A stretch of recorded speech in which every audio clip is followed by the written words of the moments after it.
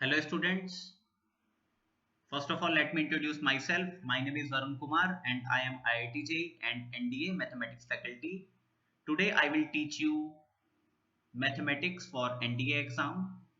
I have done my BTech in Electrical and Electronics Engineering from New Delhi. After that, I have qualified GATE exam with All India 350 rank in 2013. I am having more than 7 years of IIT JEE and NDA mathematics teaching experience. I have worked with many brand coaching institutes. I have worked with Vidya Mandir classes. This is a Delhi based coaching institute. आज की class में हम last year NDA के कुछ important question solve करेंगे। आज की class में ये जो क्वेश्चंस हम सॉल्व करने वाले हैं ये कुछ ऐसे क्वेश्चंस हैं जो हर साल रिपीट होते हैं एनडीए में। ये बात ठीक है? तो इन क्वेश्चंस को हम बहुत अच्छे से करेंगे। First question is if matrix A is equal to 1 minus iota, iota minus iota, 1 minus iota, where iota is equal to under root minus 1, then which of the following is correct? इस question में हमें एक matrix दी हुई है 1 minus iota, iota minus iota, 1 minus iota. iota यहाँ पे एक इमेजिनरी टर्म है, iota का वैल्यू अंडर रूट माइनस 1 है। इस क्वेश्चन को करने के लिए सबसे पहले हमें हर्मिशियन मैट्रिक्स पता होना चाहिए। ए हर्मिशियन अगर ए के इक्वल होता है तो हम बोलते हैं A is hermitian matrix. A star अगर वापस से ए के बराबर आ जाए तो हम बोलेंगे ए इज हर्मिशियन मैट्रिक्स। और ये जो स्टार होता है ए स्टार, इसका मतलब होता है कॉन्जुगेट का ट्रांसपोज।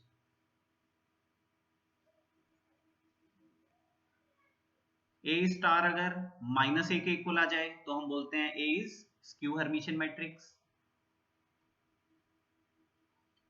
स्टार का मतलब है कॉन्जुगेट का ट्रांसपोज। हर्मिशियन मैट्रिक्स पहचानने का तरीका हमारे पास ये होता है कि हर्मिशियन मैट्रिक्स के डायगोनल पे रियल नंबर्स लिखे होने चाहिए और स्क्यू हर्मिशियन मैट्रिक्स के अंदर डायगोनल्स पे प्योरली इमेजिनरी नंबर लिखे होने चाहिए। तो यहाँ पे डायगोनल पे ना तो रियल नंबर लिखा है ना ही प्योरली इमेजिनरी नंबर लिखा है, तो इसीलिए कैपिटल ए वाली मैट्रिक्स ना तो हर्मिशियन होगी ना ही स्क्यू हर्मिशियन होगी। ए ऑप्शन और बी ऑप्शन ये दोनों ऑप्शन तो एलिमिनेट हो गए, अब सी या डी में से कोई ऑप्शन करेक्ट होगा। इसके लिए हमारे पास एक प्रॉपर्टी होती है ए कॉन्जुगेट का transpose plus A, this is always Hermitian. Capital A matrix चाहे कुछ भी लिखी हो, ए कॉन्जुगेट का ट्रांसपोज प्लस ए ये हमेशा क्या होगा, दिस इज ऑलवेज हर्मिशियन। इसी को हम प्रूव भी कर सकते हैं। प्रूव करने के लिए ए मैट्रिक्स हमें दिया हुआ है, हम इसी गिवन मैट्रिक्स ए के लिए प्रूव कर देते हैं। वैसे ये जो रिजल्ट है ए कॉन्जुगेट का ट्रांसपोज प्लस ए, ये हमेशा हर्मिशियन आएगा irrespective of matrix A. Capital A matrix चाहे आप दुनिया की कोई भी कॉम्प्लेक्स मैट्रिक्स ले लो, ए कॉन्जुगेट का ट्रांसपोज प्लस ए ये हमेशा हर्मिशियन ही आएगा। हमने पहले कॉन्जुगेट लिया, कॉन्जुगेट लेने के लिए आयोटा को माइनस आयोटा से रिप्लेस करेंगे तो यहाँ पे 1 प्लस आयोटा आ जाएगा, this is minus iota, iota and 1 plus iota. Conjugate का ट्रांसपोज करेंगे, ट्रांसपोज करने के लिए रोज और कॉलम्स को इंटरचेंज करेंगे। ये पहला कॉलम है, इसको रो बना देंगे, 1 plus iota, iota minus iota and 1 plus iota. फिर इसके बाद हम लिखेंगे ए कॉन्जुगेट का ट्रांसपोज प्लस ए। तो इसमें हम equation number 1 and equation number 2 इन दोनों मैट्रिक्स को ऐड करके लिखेंगे। इन दोनों मैट्रिक्स को ऐड करेंगे तो कॉरेस्पॉन्डिंग एलिमेंट्स ऐड होंगे, 1 minus iota and 1 plus iota add होके 2 आएगा। यहाँ पे 2 आयोटा आ जाएगा, this is minus 2 iota and this is 2। अब हमें ये पहचानना है कि ये हर्मिशियन है या नहीं है। ये वाली जो मैट्रिक्स आई है, हर्मिशियन मैट्रिक्स को पहचानने का तरीका ये होता है कि डायगोनल एलिमेंट्स रियल होने चाहिए और नॉन डायगोनल कॉन्जुगेट एलिमेंट्स एक दूसरे का कॉन्जुगेट होना चाहिए। तो यहाँ पे आप देख सकते हो ये रियल है, ये रियल है, डायगोनल पे रियल नंबर लिखे हुए हैं और जो नॉन डायगोनल एलिमेंट्स हैं ये एक दूसरे का कॉन्जुगेट एलिमेंट्स हैं, ये एक दूसरे का कॉन्जुगेट होना चाहिए। तो ये जो मैट्रिक्स आई है ये हर्मिशियन मैट्रिक्स है, this is Hermitian.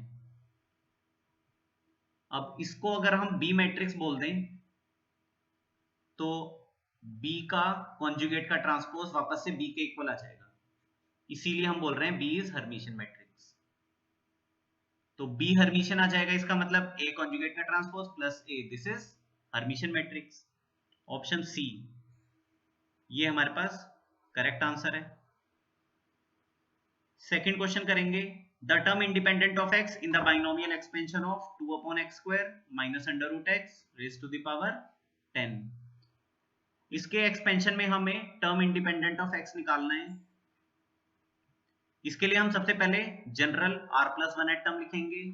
General r plus one eth term होता है NCR, n का वैल्यू 10 है तो 10CR 2 अपॉन x स्क्वायर की power 10 minus r and minus under root x की power r। r plus one eth term आ जाएगा 10CR 2 की पावर 10 माइनस r आ रहा है एंड यहां से minus under root x minus 1 की पावर r आ जाएगा। यहां पे आएगा 1 अपॉन x स्क्वायर की पावर 10 माइनस r, तो 1 अपॉन x की पावर आ जाएगा 10 माइनस r इंटू 2, तो यह आ जाएगा 20 माइनस 2r और x की पावर अंडर रूट x का मतलब x की पावर 1/2 और उसकी पावर r, तो x की पावर r/2 आ जाएगा। This is 10CR 2 की पावर 10 माइनस r माइनस 1 की पावर r। यहाँ पे हम x की नेट पावर लिखेंगे, x की पावर लिखेंगे रेसिप्रोकल है तो पावर नेगेटिव बन जाएगी, इसको लिख देंगे 2r माइनस 20 और बेस से में तो पावर से ऐड हो जाएंगी तो ये r/2 इसके साथ ऐड हो जाएगा।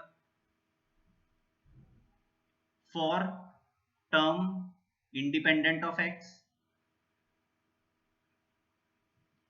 टर्म इंडिपेंडेंट ऑफ x निकालने के लिए x की जो पावर है उसको हम जीरो के इक्वेट करेंगे, 2r माइनस 20 प्लस r/2, इसको हम जीरो के इक्वेट करेंगे 2r plus r/2, this is 5r/2, इसका वैल्यू 20 आएगा, तो यहां से r का वैल्यू हमारे पास आ जाएगा r इज 8। r का वैल्यू 8 पुट करेंगे तो हमारे पास आएगा ninth term will be independent of x। Term का वैल्यू निकालने के लिए r का वैल्यू 8 पुट करेंगे तो आ जाएगा 10C8 2 की पावर 10 माइनस 8 तो 2 आ जाएगा और माइनस 1 की पावर 8 आएगा। ये वाला टर्म तो 1 बन जाएगा, x की पावर 0 ये तो 1 बन जाएगा। 10C8 को हम लिख सकते हैं 10C2 और 10C2 को लिखेंगे 10 इंटू 9/2, 2 का स्क्वायर 4 आ जाएगा, माइनस 1 की पावर 8 1 आ जाएगा। This is 5 into 9 45, 45 into 4 is 180। इस क्वेश्चन का आंसर आ जाएगा 180। This is correct answer. इसके बाद हम थर्ड क्वेश्चन करेंगे।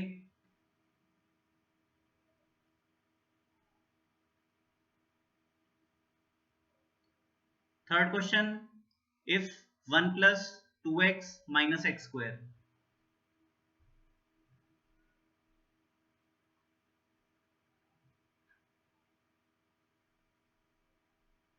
raised to the power 6 is equal to a0 plus a1x plus a2x square and so on till 812x raised to the power 12।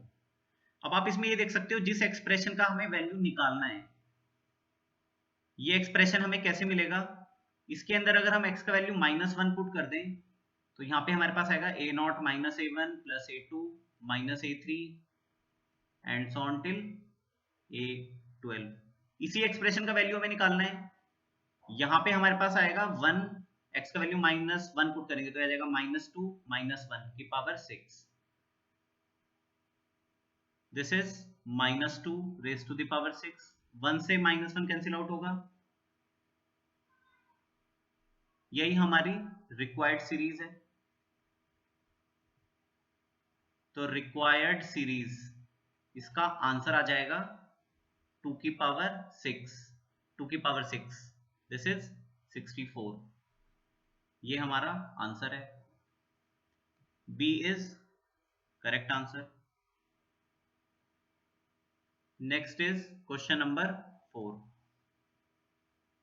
Question number 4 में ये दिया हुआ है, इफ c 20, n+2, इसका मतलब है 20c n+2. This is equal to 20c n-2. Find the value of n. इसके लिए हमें एक फॉर्मूला पता होना चाहिए, NCX. अगर NC y के इक्वल होता है तो हम यहां से लिखते हैं x + y = n. तो नीचे वाले दोनों नंबर्स को ऐड करके वापस से ऊपर वाला नंबर आ जाना चाहिए. तो n+2 और n-2 दोनों को ऐड करके वापस से 20 आना चाहिए. 2 से 2 कैंसिल आउट होगा. 2n = 20. n का वैल्यू 10 आ जाएगा. Answer is 10. C option is correct. Next is question number 5.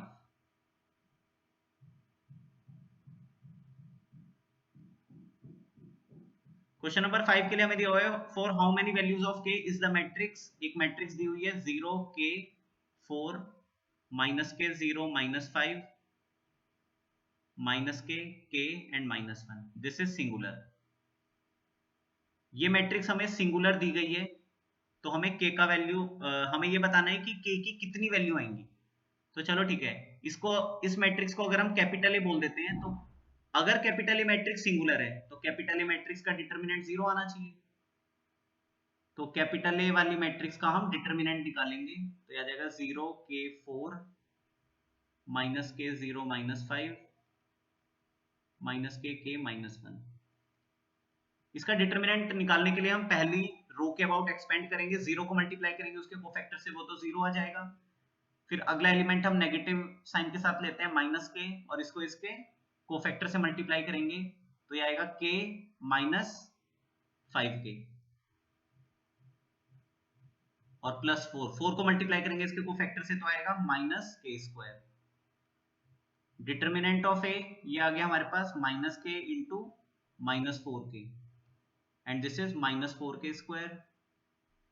Determinant of a आ गया 4k² -4k², ये तो 0 आ गया.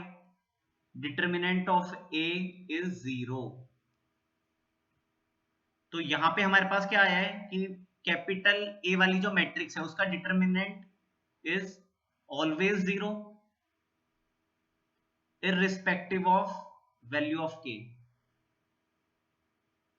ये जो कैपिटल ए वाली मैट्रिक्स है इसके अंदर हम k का कोई भी वैल्यू ले जाके पुट कर लें, इस मैट्रिक्स का डिटरमिनेंट हमेशा 0 आएगा, because determinant of a is independent of k.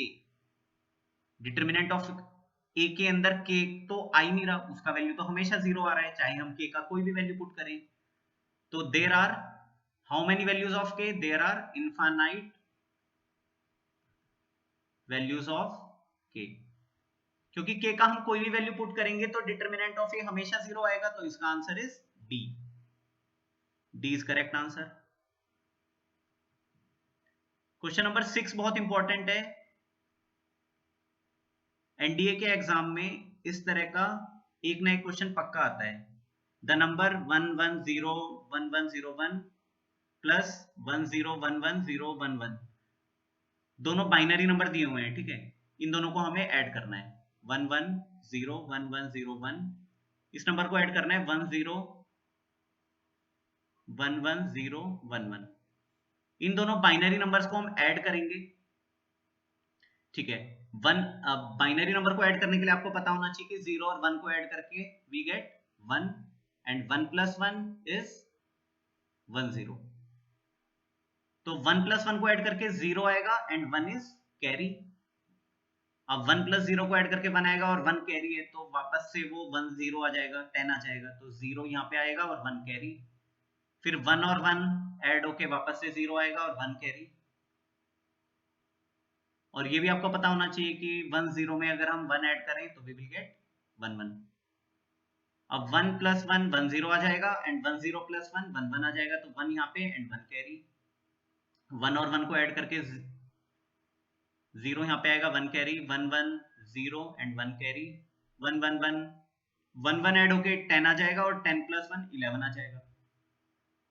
तो हमारा जो आंसर आया है, हमारा आंसर आया है 1 1 0 0 1 0 0 0. This is binary number. अच्छा, ऑप्शंस में जो आंसर्स जो हमें दिए हुए हैं ABCD चारों ऑप्शन के अंदर जो आंसर दिए हुए हैं वो डेसिमल नंबर दिए हुए हैं. तो इस बाइनरी नंबर को हम डेसिमल नंबर में कन्वर्ट करेंगे. इस 0 को मल्टीप्लाई करेंगे 2 की पावर 0 से, वो वो तो 0 बन जाएगा। इसको करेंगे 2 की पावर 1 से, 2 की पावर 2 से करेंगे और ये 1 मल्टीप्लाई होगा 2 की पावर 3 से, 2 की पावर 4, 2 की पावर 5, इसको मल्टीप्लाई करेंगे 2 की पावर 6 से और ये 1 मल्टीप्लाई होगा 2 की पावर 7 से। तो इसका डेसिमल नंबर निकालने के लिए हम लिखेंगे 2 की पावर 7 इंटू 1 प्लस 2 की पावर 6 इंटू 1 एंड 2 की पावर 3 इंटू 1। बाकी सारी टर्म्स तो 0 बन जाएंगी। 2 की पावर 3 is 8, 2 की power 6 this is 64 and this is 128. This is decimal number. इस क्वेश्चन का आंसर आ जाएगा 64 plus 8 this is 72 plus 128 this is 200। ये हमारा आंसर है। इस क्वेश्चन का आंसर आ जाएगा सी ऑप्शन इज करेक्ट। ठीक है, next is question number 7। What is the value of 1/10 log of 1024 to the base 5 minus log of 10 to the base 5 plus 1/5 log of 3125 to the base 5। Log के questions बहुत important होते हैं NDA के exam के लिए, और इन questions के लिए हमारे पास शॉर्टकट भी होता है जो कि हम अपनी क्लास में करेंगे।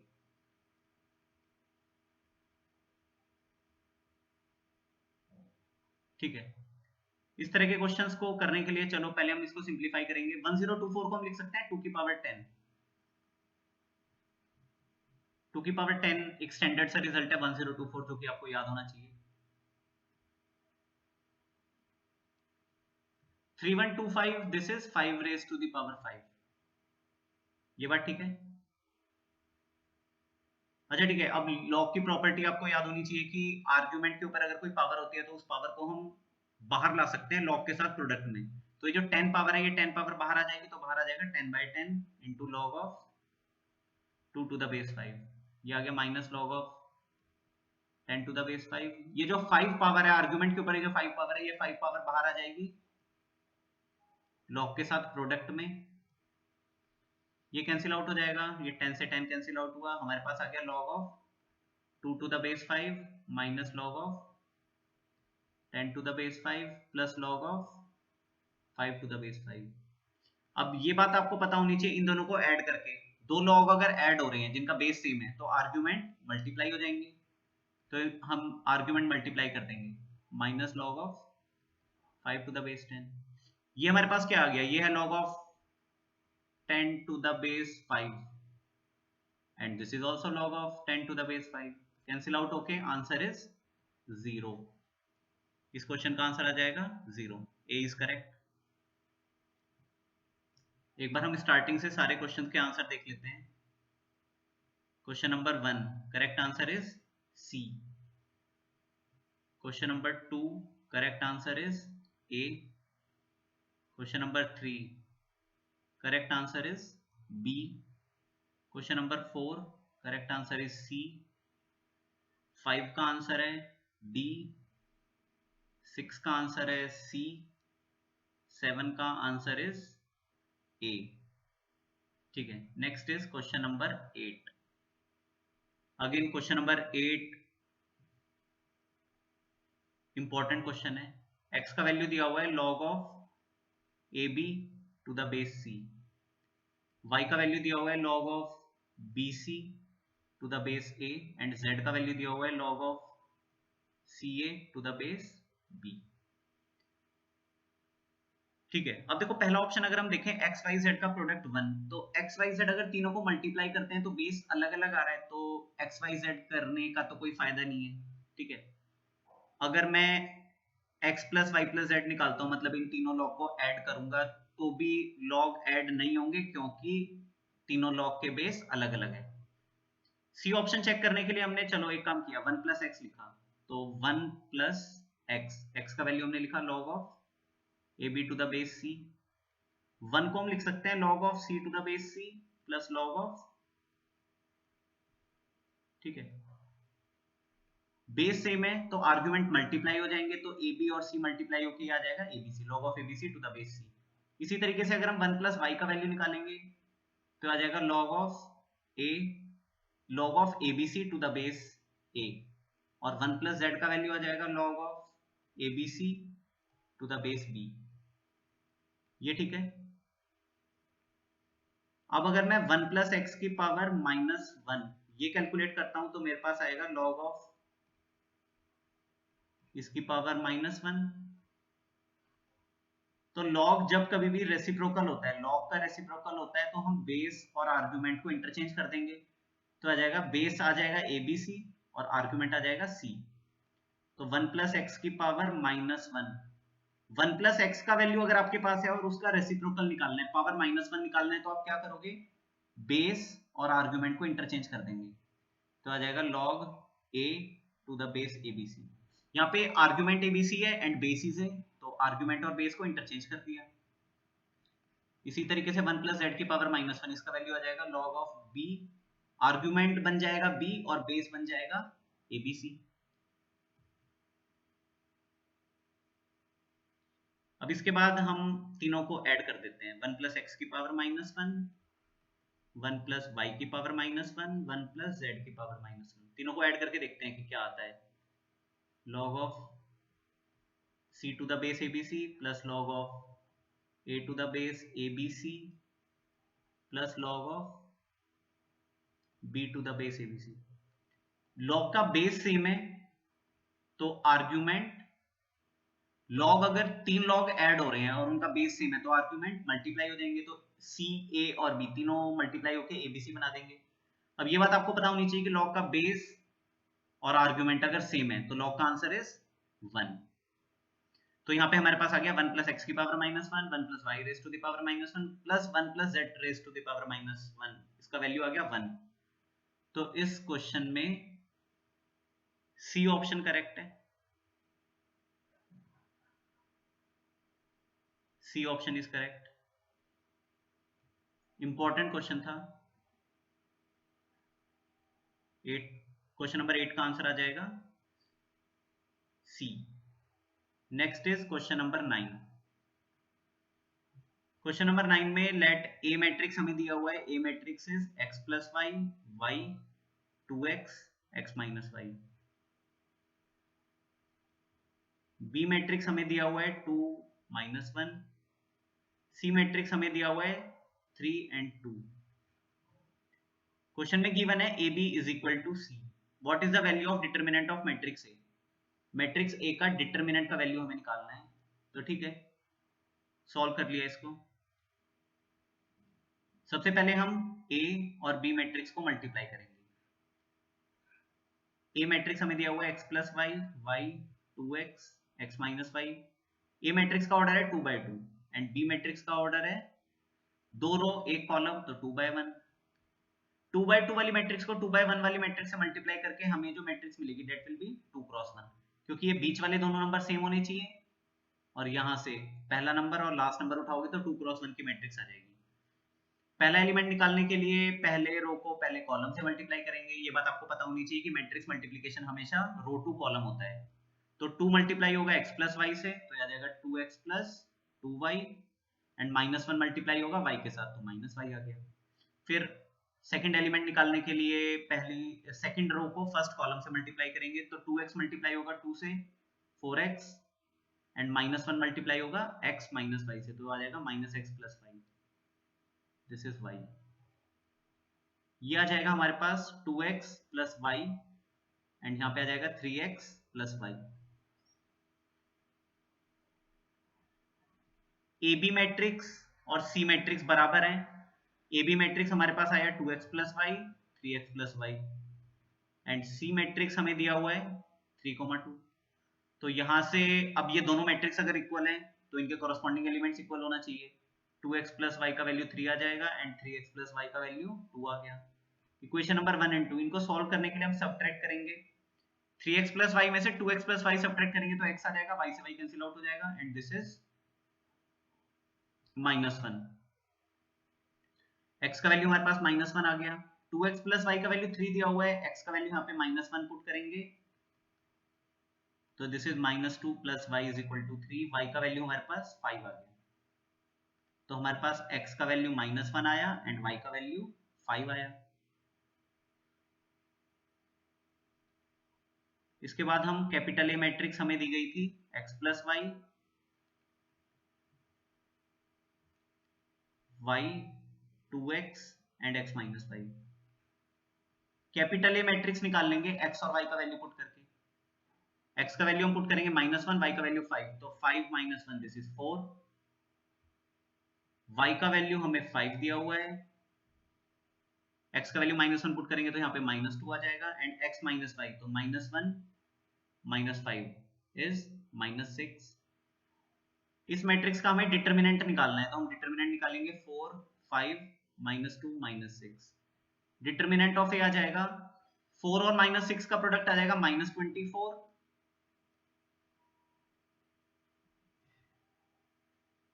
माइनस इन दोनों का प्रोडक्ट आएगा -10, तो डिटर्मिनेंट ऑफ ए आ जाएगा -24 प्लस 10 -14। ये हमारा आंसर है। तो इस क्वेश्चन का आंसर आ जाएगा, क्वेश्चन नंबर 9 का answer is B -14। This is correct answer. Question number 10 हम यहाँ पे देख लेते हैं। क्वेश्चन नंबर 10 में दिया हुआ है इफ 1.5 लेस देन और equal to x less than और इक्वल टू 4.5। इसका मतलब है कि x का वैल्यू जो रहेगा वो 1.5 और 4.5 के बीच में रहेगा। इक्वालिटी भी दी गई है तो हम क्लोज ब्रैकेट लगाएंगे। दिस इज 1.5 से 4.5। चार ऑप्शन दे रखे हैं, हमें इनमें से करेक्ट ऑप्शन बताना है। 1.5 का मतलब है 3/2 एंड 4.5 का मतलब है 9/2। 1.5 4.5 दोनों पे इक्वालिटी है तो हम यहाँ पे क्लोज ब्रैकेट लगाएंगे।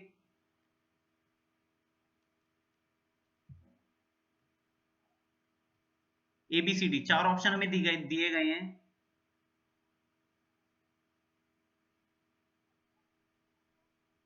ठीक है, अगर हम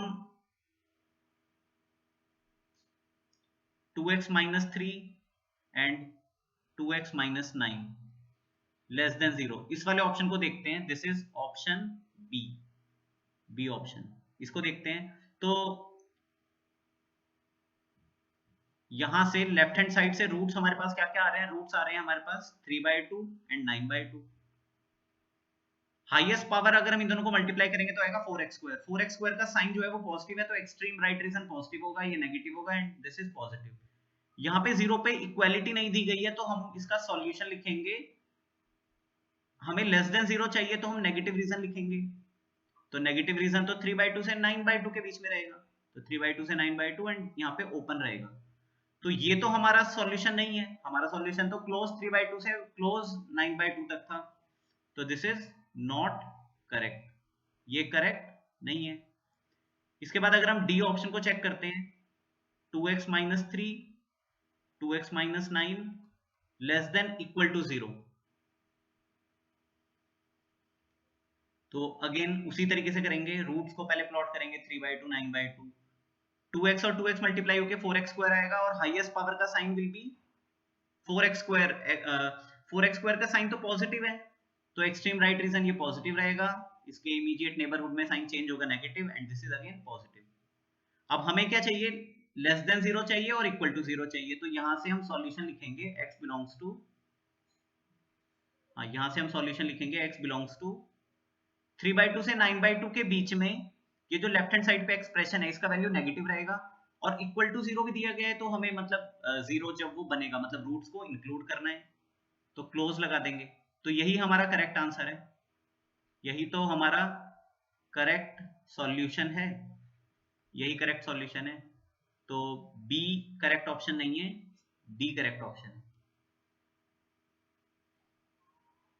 इस क्वेश्चन में आप देख सकते हो ये तो ग्रेटर देन 0 है, ये इनकरेक्ट है, और ये ग्रेटर देन इक्वल टू 0 ये भी इनकरेक्ट है। लेस देन वाला ऑप्शन करेक्ट है बस, but less than equal to 0 होना चाहिए, क्योंकि हमें रूट्स को भी इंक्लूड करना है, 3/2 और 9/2 को इंक्लूड करना है। तो डी ऑप्शन करेक्ट है और बी भी गलत है, तो डी इज करेक्ट आंसर। एक बार आप स्टार्टिंग से देख लो।